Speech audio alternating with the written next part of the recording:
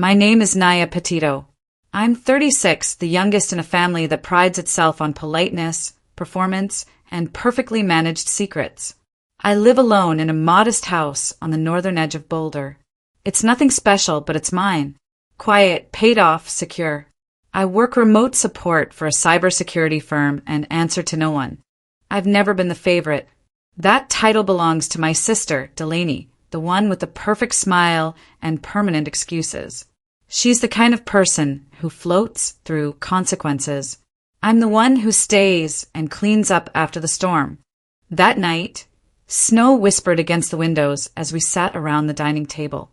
The turkey was carved. The wine was poured. Conversation moved like a dull, scripted play. Dad talked taxes. Mom offered underhanded praise. And Delaney, always waiting for her moment, leaned back with a glass of Pinot, gave me that knowing smirk and said, "Mom and Dad told me I could move into your place tomorrow." The words didn't hit, they detonated. The air shifted. Forks paused midair. Eyes moved to me like I'd forgotten a line in a well-rehearsed scene. I didn't blink, didn't flinch. I reached for my wine, took a slow sip, and let the silence stretch. "Well," I said calmly, "funny thing, those keys belong to someone else now." A beat. Then 3 things happened. My mother's face twitched. My father sat upright, rigid like he'd been trained to command silence. And Delaney's smile faltered just enough to reveal what was beneath it. Entitlement dressed as surprise. "What are you talking about?" Mom's voice was sugar-laced steel. "What do you mean, someone else?" "I sold the house," I said. 3 days ago. Papers signed. Final." My father exhaled through his nose like that made it negotiable. "Without telling anyone." I wasn't aware I needed approval. "You've always known this family depends on you," my mother whispered, like confession or threat. "That house is part of this family." "No," I said. "That house was mine, and I'm done being the backup plan." Delaney's voice rose, thin and sharp. "Where the hell am I supposed to go, Naya? What kind of person doesn't help her own sister?" I didn't answer her. I watched Mitch, her husband, shift beside her. He hadn't said a word all night, but now he was staring at me like he knew something I didn't. And then he smirked. Not at me. At the floor. At nothing. I felt it in my chest, the warning before the fall. I stood up. "I think we're done here." "You don't walk away from this," Dad said, rising with that quiet fury he used to use when I was 12 and refused to clean up after Delaney. "You're not done." "I am."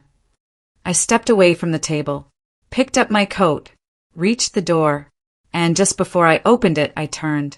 To a future we can't escape. I locked the door behind me.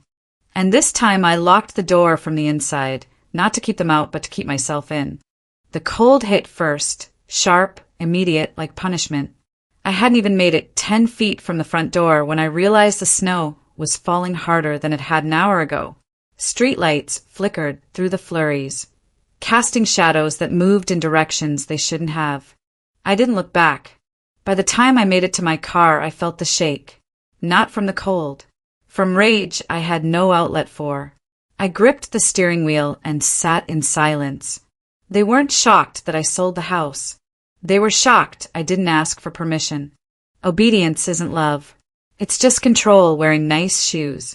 My phone buzzed. Unknown number. No name. Just a message. "You made a mistake." No context. No punctuation. Just that. I stared at it, thumb hovering. I didn't reply. Instead, I drove. Not home, because for the first time in years, I wasn't sure where home actually was. I ended up in the lot behind the community library, lights off, engine running. I opened my email. There it was. An old thread from 2 weeks ago. Subject line. Property transfer. Final signature required. The body? Empty. But there was an attachment. PDF. Password protected. I never opened it before. The subject line was familiar, but I never initiated any follow-up. I tapped it.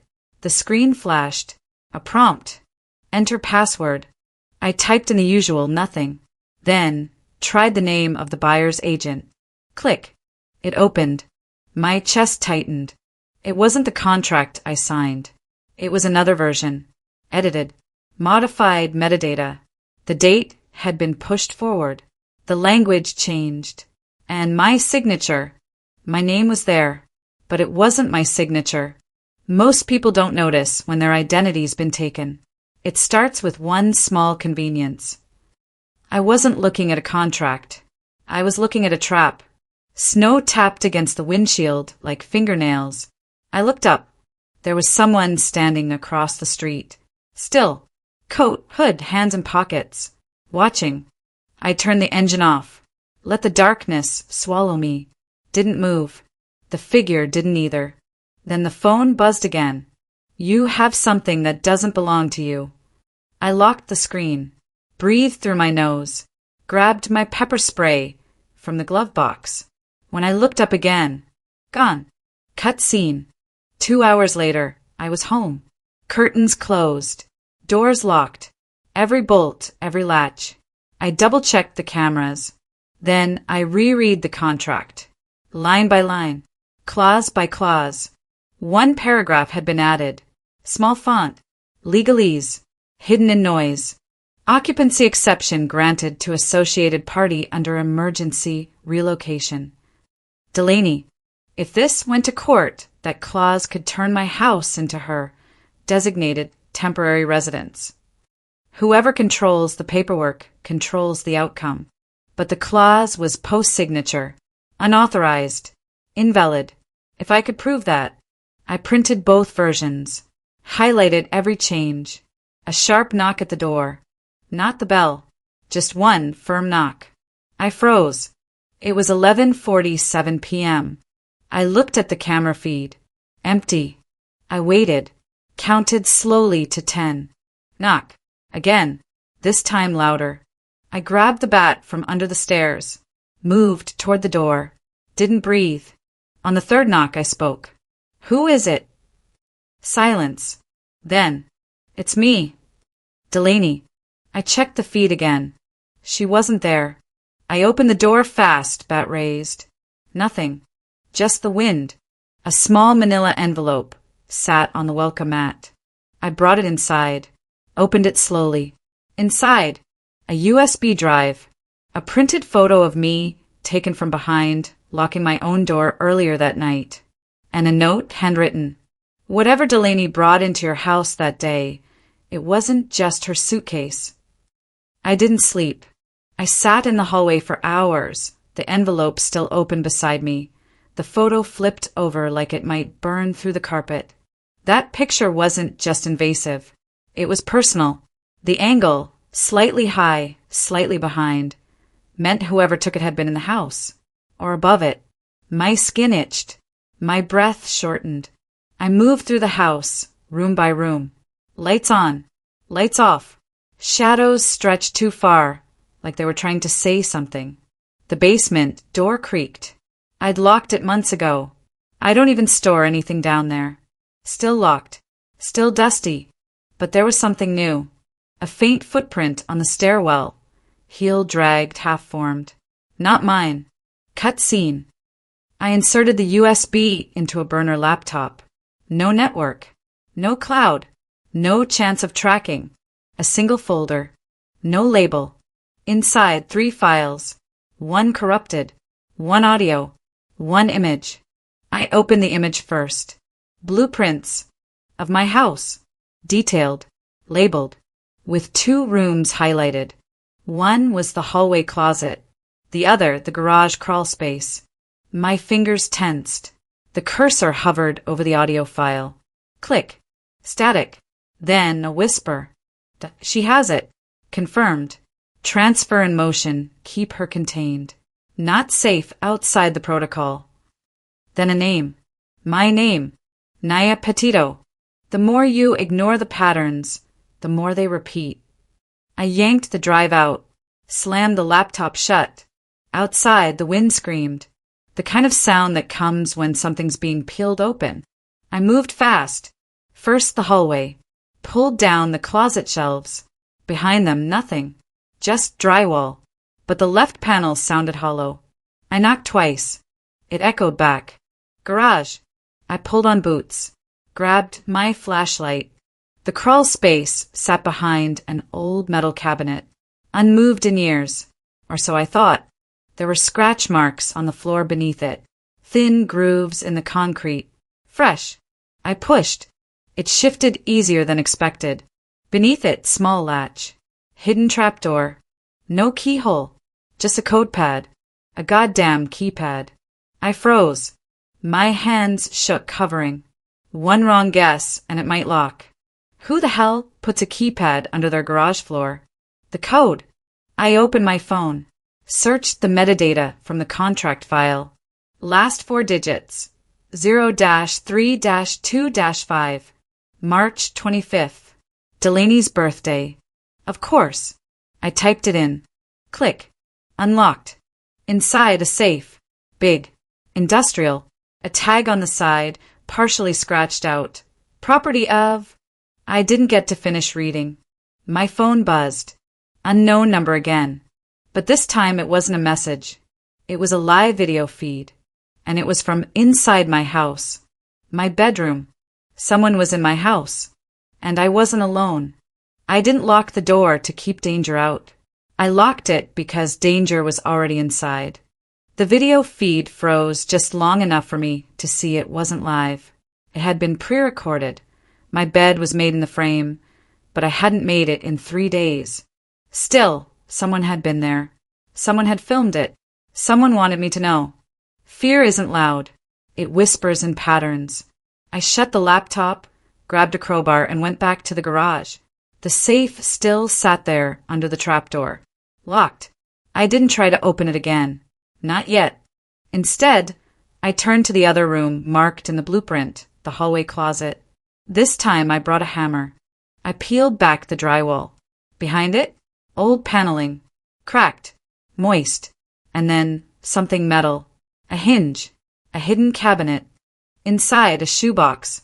Covered in layers of plastic. Like someone didn't want it to breathe. I cut through it. Inside were documents. Legal. Old. Yellowing at the corners. Stamped with my mother's maiden name. Signed over. And then again. The last name on the list? Mine. I didn't recognize the transfer. Property title. Non-disclosure clause. Inheritance freeze. It had been masked as a probate contingency agreement. And then a second name, Delaney's. Crossed out. The pen hadn't just scratched her name. It had ripped through the page. The box also held a necklace.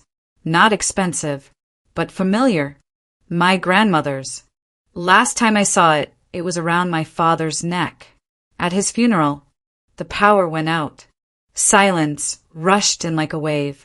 I dropped everything, grabbed my flashlight, moved fast, through the hall, toward the breaker box. It wasn't tripped, which meant it had been cut. Then I heard it. Not a door, not a window. The soft drag of rubber soles on wood. Upstairs. Cut scene. I moved up with the flashlight off. One step at a time, breathing through my nose. Heart in my teeth. Second floor hallway. Door slightly open. Bedroom. I kicked it open. Empty. The closet door was ajar. I yanked it open. Nothing. Except a single sheet of paper taped to the inside wall. Handwritten. Sharp, fast strokes. Some houses don't belong to people. They belong to secrets. Below it, a symbol. Circle. Triangle. 3 dots. I'd seen it before. Years ago. On the edge of a ledger my father kept locked in his desk. The one he destroyed before he died. You don't bury family secrets. You feed them until they become inheritance. Back downstairs, I slammed the closet shut. Locked it. And that's when June showed up. At the back door. In a coat far too thin for the weather. Her hands weren't shaking. She looked straight through the glass like she'd been waiting. I opened it 2 inches. What are you doing here? She smiled. That tight, Practice smile that doesn't reach the eyes. I thought you might need help. You shouldn't be here. I was once part of this house, Naya. Long before it was yours. Long before Delaney thought she could take what wasn't meant for her. My breath caught. What does that mean? She tilted her head. Check the foundation, not the walls. Then she left. No further word. No threat. Just that. I closed the door, locked it, turned around, and realized someone had moved the photo from the envelope. It was now sitting on my nightstand, facing the pillow. Someone else has the key to my basement. The photo stared at me from the nightstand like an accusation. I hadn't put it there. I didn't touch it. I backed away. Slow. Careful. Like the room itself might react. My phone vibrated. 1 bar of service. Then 2. A text from Delaney. We need to talk. I'm outside. I laughed. It came out wrong. Too loud. Too sharp. People always want to talk when they think the ending is negotiable. I checked the cameras. Front porch. Empty. Garage cam offline. Backyard motion blur. A knock. Soft. Controlled. Naya. Delaney's voice called. I know you're in there. I didn't answer. I moved. Kitchen to hallway. Hallway to stairs. Bat in my hand. Phone in the other. Another knock. Louder. I didn't mean for it to go this far, she said. You always do this. You shut down. I opened the front door just enough to see her face through the chain. Her eyes were red, but not from crying. From rehearsing. What did you bring into my house? I asked. She swallowed, looked past me, into the dark behind my shoulder. Not just me, she said. You know that. Behind her, headlights cut through the falling snow. A car idled across the street, engine running. No plates on the front.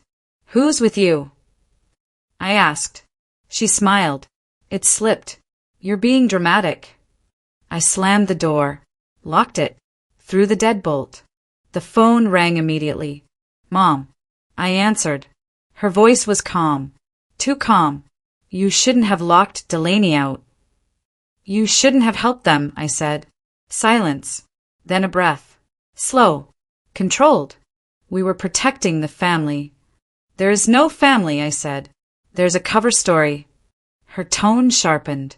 You don't understand how fragile things were. Your father made decisions. I found the documents, I cut in. The hidden transfers. The freeze. The crossed out names. Another pause. Longer this time. You always were the observant one, she said. That's why this fell to you. Truth doesn't arrive screaming. It arrives disappointed. I'm calling the police, I said. You do that, she replied, and everything comes out. Are you ready for that? The line went dead. Cut scene. A crash from upstairs. Wood splintering. A door forced open. I ran. 2 steps at a time. Breath burning. My bedroom door was wide open. The window shattered inward. Snow blowing across the floor. Mitch stood inside the room. Gloves on. Laptop bag slung over one shoulder. Don't, he said calmly. You're not thinking clearly. You broke into my house, I said. You broke the agreement, he replied. We were supposed to keep this contained. Contained? I laughed. You edited legal documents. That's a felony. He shrugged. Only if it sticks. He stepped toward the desk, toward the safe, key I'd pulled from the crawl space. I swung the bat. He dodged. Too fast. You're not built for this, he said. You never were.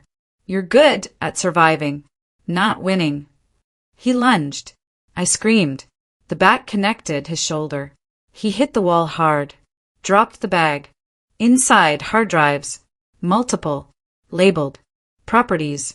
Trusts. Shell companies. June's name appeared more than once. So did my mother's. Sirens wailed in the distance. Mitch's eyes widened. What did you do? I stopped being quiet.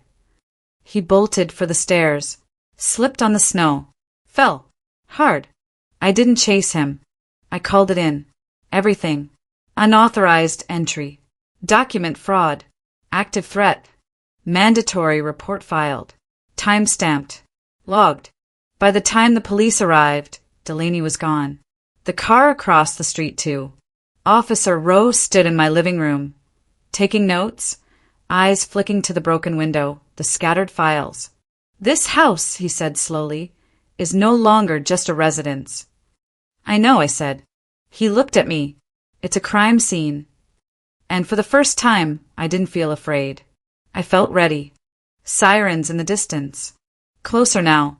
Red and blue, flickering against snow-soaked walls.